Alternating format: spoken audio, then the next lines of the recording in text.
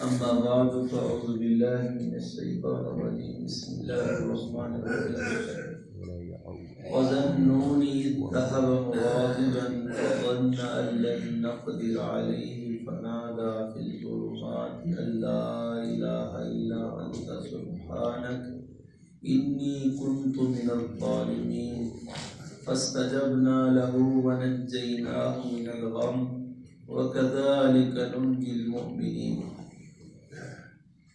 پچھلی آیات مبارکہ میں ہم نے سیدنا ایوب علیہ السلام کا ذکر کیا تھا، ان کا کمال صبر، اور اسی طرح اسماعیل، ادریس، ذوالکفل علیہ السلام۔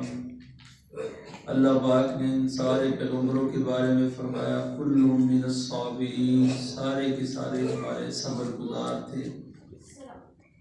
ان کے صبر کی وجہ سے، ان کی صالحیت کی وجہ سے ہم نے ان کو اپنی رحمت میں داخل کر لیا۔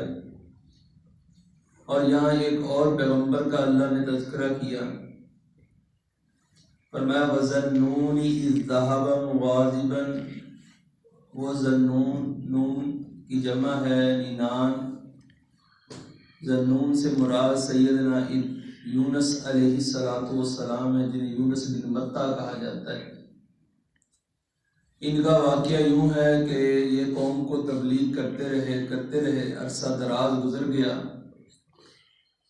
قوم نے ان کی بات نہ مانی تو غصے میں آ گئے، اور غصے میں آ کے بد دعا کر دی قوم کے لیے، اور علاقے کو چھوڑ کر خود چلے گئے۔ حالانکہ پیغمبر کا بغیر اجازت کے اپنے علاقے کو چھوڑ دینا یہ اللہ کے ہاں بہت ہی بڑا معاملہ ہے۔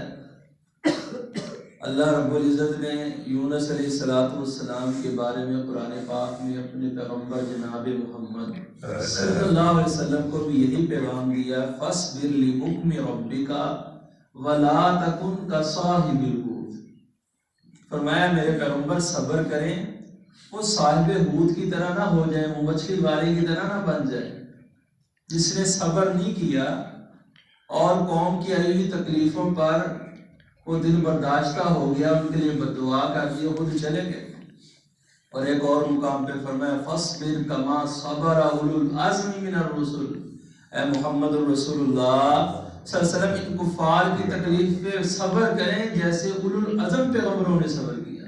فلا تستعجل لهم، ان کے لیے عذاب کی جلدی نہ کیجیے۔ تو حضرت یونس علیہ السلام قوم کو عذاب کا وعدہ دے کے بد دعا کر کے ان کے لیے اور چلے گئے۔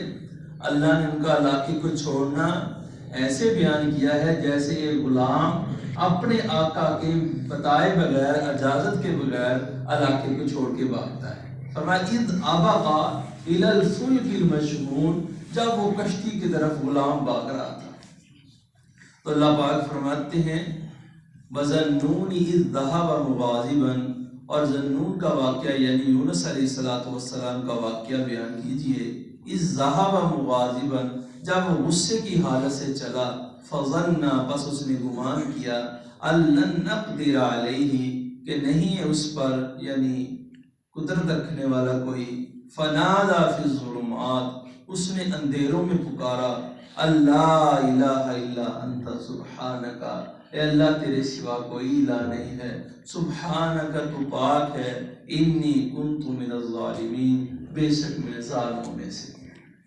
حضرت یونس علیہ السلام نے قوم کو وعدہ دے کے چل پڑے، تو اللہ پاک فرماتے فظن ان لن نقدر علیہ، انہیں گمان کیا کہ اس پر کوئی قادر نہیں۔ قادر یقدر کا معنی ہے قدرت رکھنے والا، تو نبی کا یہ گمان نہیں ہو سکتا کہ اللہ اس پر قادر نہیں ہے۔ تو اس کا معنی یہ ہوا کہ ان کی یہ چھوٹی سی بھی غلطی جو ہے اللہ کے ہاں، اس اللہ پاک نے اس کی بہت زیادہ بات درست کی، ان سے بہت زیادہ ڈانٹا ان کو کہ تیرا یہ گمان ہے، حالانکہ ان کا گمان یہ نہیں تھا۔ وہ تو قوم کو عذاب کا وعدہ دے کے چل پڑے، تو وہ اللہ کی قدرت پر یقین رکھنے والے تھے۔ اور اسی طرح اس کا دوسرا معنی بھی علماء کرام نے، مفسرین نے کیا ہے، نقدرہ کا معنی ہے تنگ کر دینا، ٹھیک ہے، اللہ نقدر کہ نہیں وہ تنگ کر سکتا علیہ اس پر، جیسے اللہ پاک نے قرآن پاک میں اور مقام پر فرمایا اللہ یبسط الرزق لمن یشاء ویقدر، وہ اللہ جس کا چاہتا ہے رزق بڑھا دیتا ہے، جس کا چاہتا ہے تنگ کر دیتا ہے۔ وہاں یقدر کا معنی تنگ کر دینا ہے۔ تو اللہ رب العزت نے یہاں اس بات کو بیان کیا فظن ان لن نقدر علیہ، بس اس نے گمان کی ضرورت نہیں تنگ کر سکتا اس پر، فنادا فی الظلمات۔ اب وہ کیا ہوا، وہ سارا واقعہ پیچھے اللہ نے مختصر کر دیا اس کو، وہ محذوف ہے۔ یونس علیہ السلام قوم کو عذاب کا وعدہ دیکھ کر کے چل پڑے، آگے گئے تو کشتی دریا میں موجود تھی، اس پر بہت زیادہ لوگ جمع تھے، اس میں تعداد سے بھی زیادہ، تو آگے گئے سمندر کی طرف سے طوفان آیا، اب کشتی کے ڈوبنے کا خطرہ تھا، کہا گیا کہ سامان سمندر میں پھینک دو۔ ان لوگوں نے اپنا اپنا سامان پھینک دیا، پھر بھی وہ کشتی صحیح نہیں چل رہی، تو کہا گیا کہ اب جو ہے کچھ آدمی سمندر میں گرا دیے جائیں۔ اس کے لیے قرآن اندازی کے لیے جہاں اور لوگوں کا نام نکلا وہاں یونس علیہ السلام کا بھی نام نکلا ہے۔ تو کشتی سے ان کو سمندر میں پھینک دیا گیا، اور یونس علیہ السلام کے لیے اللہ نے مچھلی کو حکم دیا کہ مچھلی میرے یونس کو نہ اپنے پیٹ میں لے جا، یہ پانی میں غرق نہ ہو۔ مچھلی جو اپنے پیٹ میں لے گئی اور جا کے سمندروں کی تہہ میں لگ گئی، یہ نہیں پتا وہ یونس علیہ السلام کتنی دیر اس کے پیٹ میں رہے، اللہ بہتر جانتا ہے۔ تو فرمایا اس اندھیرے میں جہاں سمندر کا اندھیرا تھا، مچھلی کے پیٹ کا اندھیرا تھا، رات کی سیاہی کا اندھیرا تھا، موجوں کے اوپر موجے ہیں، فرمایا اللہ پاک نے ان کا سایہ تھا، سب اندھیروں میں فنادا فی الظلمات، ظلم کی جمع ظلمات ہے، تو اللہ نے یہاں ظلمات کا لفظ استعمال کیا جمع کا، یعنی اندھیروں میں حضرت یونس علیہ السلام نے اپنے پروردگار کو پکارا۔ کیا کہا؟ اللہ الہ الا انت، یہ نہیں کہا کہ اللہ مجھے اس سے نجات دے دے، جیسے حضرت ایوب کا واقعہ گزرا ہے، یہ نہیں کہا کہ اللہ بیماری سے شفا دے دے، بلکہ کہا اللہ تو ارحم الراحمین ہے، مجھے بیماری نے چھو لیا ہے، تو ارحم الراحمین ہے۔ اپنی صرف بیماری کو بیان کیا ہے اور اللہ کی رحمان ہونے کی صفت کو بیان کیا۔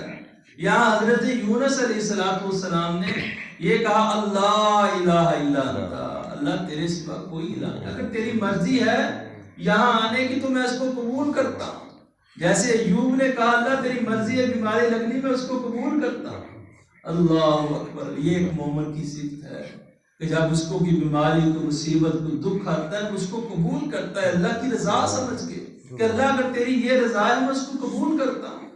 تو فرمایا فنادا فی الظلمات اللہ الہ الا انت، اللہ تیرے سوا کوئی الہ نہیں، سبحانک، تو ہر عیب سے پاک ہے، ہر غلطی سے پاک ہے، اللہ ہر ظلم سے پاک ہے، یہ تیرا مجھ پر کوئی ظلم نہیں ہے کہ میں مچھلی کے پیٹ میں آ گیا ہوں، یہ میرا اپنا قصور ہے جس کی وجہ سے میں آیا، اللہ تو اس ظلم سے پاک ہے، سبحانک انی کنت من الظالمین، اللہ بے شک میں ہی ظالموں میں سے، میرا گناہ ہے یہ کہ میں بغیر اجازت کے قوم کو بددعا دے کے اور عذاب کا وعدہ دے کے آ گیا۔ فرمایا فاستجبنا لہ، پس ہم نے قبول کیا لہو اس کے لیے، یعنی اس کی دعا کو ہم نے قبول کر لیا، ونجیناہ من الغم، اور ہم نے اسے غم سے نجات دے دی۔ سبحان، غم سے نجات دینے والی اللہ کی ذات ہے۔ جب اس کو پکارا جائے، چاہے وہ گھر میں پکارا جائے، بازار میں پکارا جائے، یا سمندروں کے اوپر پکارا جائے، یا سمندروں کے نیچے پکارا جائے، ظلمات میں پکارا جائے، روشنیوں میں پکارا جائے، وہ ہر حالت میں ہر آدمی کی ہر جگہ پہ سنتا ہے۔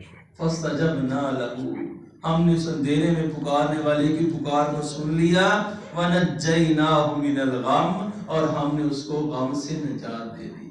اللہ پاک ایک اور مقام پہ فرماتے ہیں فنادا وہو قدیم، اس نے اللہ کو ایسے پکارا کہ غم سے بھرا ہوا تھا، بڑا بوجھ تھا اس پر اس غم کا کہ میں کیسے اللہ کی اجازت سے بغیر وہاں سے آ گیا، اس غم کے ساتھ اللہ کو پکارا۔